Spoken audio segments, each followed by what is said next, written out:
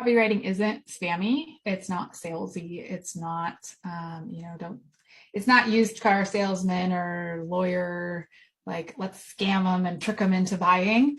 It really is service. I see selling as service. And when you know you have a solution, such as helping people with the mother wound, I feel like it's your duty to communicate that in a way that people can find you so that they can have the solution you offer.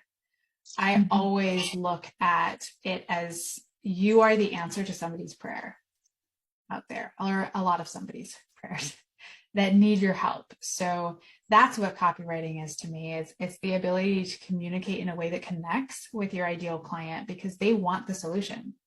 They want the help. They need that gap bridged by you and how you communicate that message.